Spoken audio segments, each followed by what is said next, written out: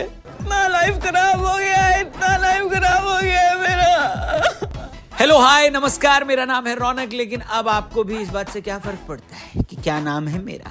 पूरे देश को इस वक्त सांप सूंघ गया है। ऐसा लग रहा है 19 नवंबर रिपीट हो गया है। सबके सब मुन्ना भाई MBBS के आनंद भाई बन गए हैं। सब्जेक्ट कुछ भी महसूस नहीं कर सकता। बार बार सब यही कह रहे हैं कि सिराज को स्टेप आउट करने की क्या जरूरत थी। काश गिल भी 15-20 रन बना लेता। अश्विन के पास बीटेक की डिग्री है तो क्या हुआ, 5 बजे के बाद काम नहीं करेंगे क्या? सारी थ्योरी अगर और मगर पर है। अगर वो ऐसा खेल जाता तो ये हो जाता, मगर हुआ नहीं। मेरी तो समझ के ही बाहर है कि 190 रन की लीड लेने के बाद हम हार कैसे सकते हैं। कोहली भाई जल्दी से अपना पर्सनल मैटर निपटा कर वापस आ जाओ, अब ये मजाक सहा नहीं जा रहा है।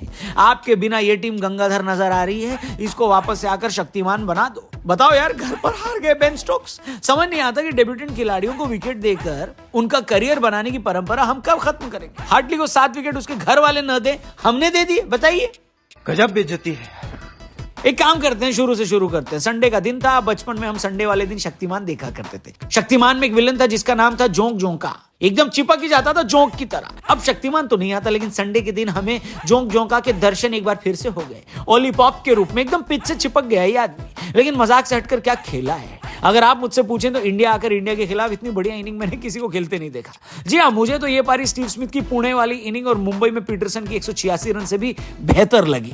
पोप ने अपने प्राइम पर चल रहे अश्विन और जडेजा को खेला नहीं है, उनके साथ खिलवाड़ किया है। कहां तो इंग्लैंड वाले इन गेंदबाजों को स्वीप शॉट लगाने में ही डरते हैं। पोप ने भर भर कर रिवर्स शॉट भी लगाए हैं, और इसमें इनका इंग्लैंड के टैलेंट बल्लेबाजों ने भी बखूबी साथ दिया, रेहान अहमद और हार्टली ने। मैंने मम्मी से कहा था संडे है डोसा पका दो, उन्होंने कहा मैं क्यों पकाऊं, इंग्लैंड वाले ऑलरेडी पका रहे।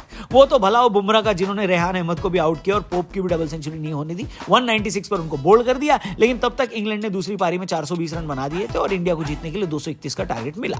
इंडिया की बैटिंग मैंने थोड़ी देर बाद से देखनी शुरू करी, क्योंकि उसी वक्त वेस्ट इंडीज वाले ब्रिस्बेन में ऑस्ट्रेलिया का गाबा का ढाबा बना रहे थे। जी हाँ दोस्तों, एक बार फिर से टूटा है गाबा का घमंड। वेस्ट इंडीज ने एक बहुत ही बेहतरीन टेस्ट मैच में ऑस्ट्रेलिया को 8 रन से हरा दिया और इस मैच के हीरो रहे शमारा जोसेफ, जो परसों शाम तक टूटे हुए पैर के साथ अस्पताल में पड़े हुए थे। लेकिन कल उन्होंने दूसरी इनिंग में 7 विकेट लेकर 27 साल बाद वेस्ट इंडीज को ऑस्ट्रेलिया में टेस्ट मैच जितवाया है। वेस्ट इंडीज तो जीत गई है, लेकिन मेरे को इतना धक-धक हो रहा था, क्योंकि जितना टारगेट ऑस्ट्रेलिया को बनाना था लगभग उतना ही इंडिया के सामने भी था। जैसे ही अपना मैच हमने लगाया, वहां यशस्वी जायसवाल आउट हो गए। उनका तो चलो ठीक है, लेकिन मैं शुभमन गिल से एक बार फिर पूछना चाहता हूं, भैया आपका नाम शुभमन है, नीतीश कुमार नहीं, जो आप हमेशा पावर में बने रहें, आपको परफॉर्म भी करना पड़ेगा। रोहित शर्मा ने KL राहुल के साथ पार्टनरशिप करने की कोशिश करी, लेकिन चाय से पहले वो भी आउट हो गए। चाय तक टीम इंडिया का स्कोर था 3 विकेट के नुकसान पर 95, जीत से अभी भी 136 रन दूर। चाय पीने के बाद वैसे तो लोग ताजा हो जाते हैं, लेकिन हमारी टीम और थकी हुई दिखाई देने लगी। सबसे पहले अक्षर पटेल गए तीसरे सेशन के पहली ओवर में।